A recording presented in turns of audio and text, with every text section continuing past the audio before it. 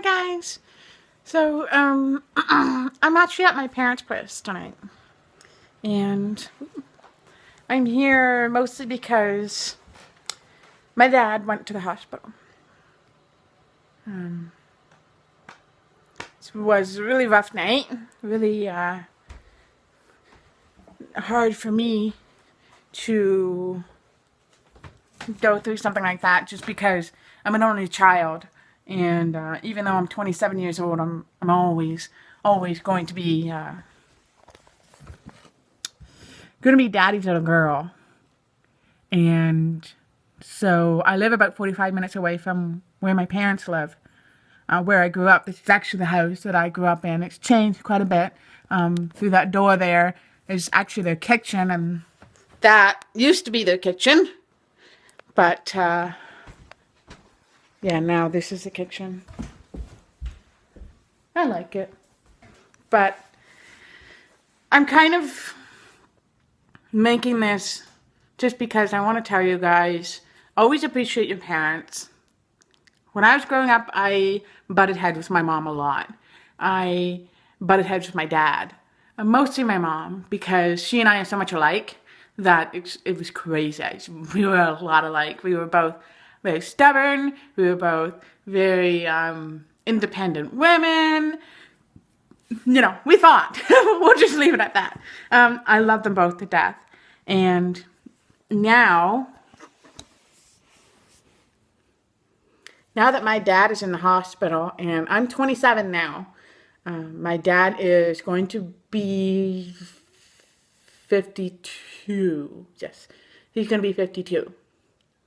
I never thought, like, no one ever thinks, oh, you know, one day my parents are going to be in the hospital.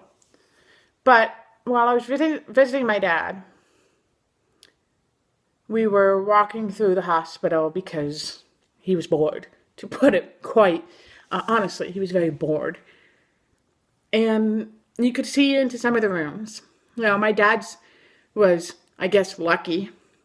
He got his own room with his own bathroom in the overflow. So here in Canada, you get, if there is a room available, say you have insurance and your insurance says, yeah, you can get your own private room, then you would get your own private room. However, if the hospital is overflowing with patients, which happens a lot more than people seem to realize, then you go into the overflow. So the overflow at this hospital is in the maternity ward. So my dad is the only dude in the maternity ward, unless a couple of baby boys were born. But my dad is the only dude. So what's crazy is he's in the room that I was in not when I was born, but when I had, when I broke my foot back in 2012, I also got a blood clot. Basically, the blood just, like when you cut yourself, your blood clots so that you don't continue to bleed to death. Sometimes when you don't use certain parts of your body enough, or you've used it and then you don't for a while, then blood will clot.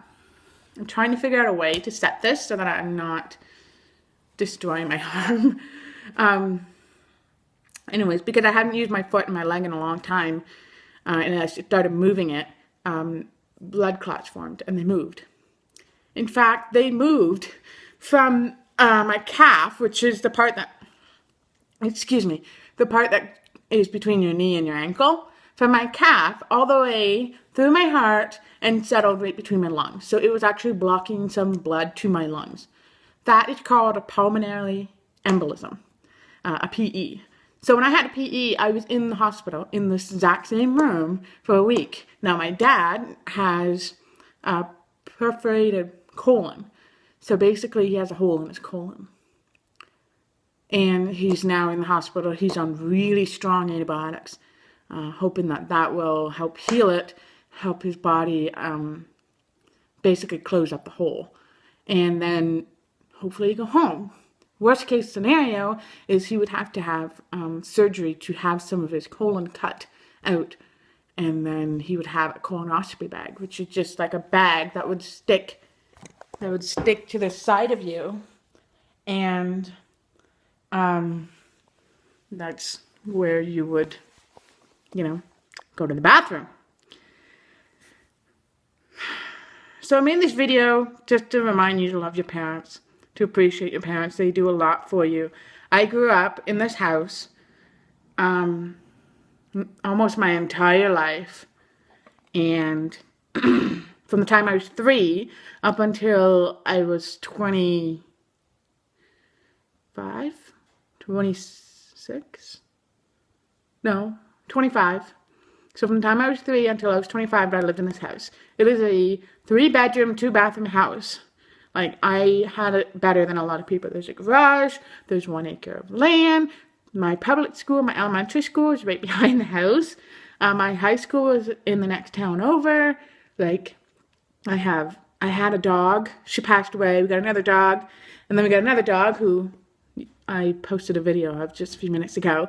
And I'm very thankful for what I've got. As an only child, as someone with a disability, as someone who suffers from mental health, as someone who stumbles through life just like everyone else, I didn't have it I didn't have everything handed on to me on a platter.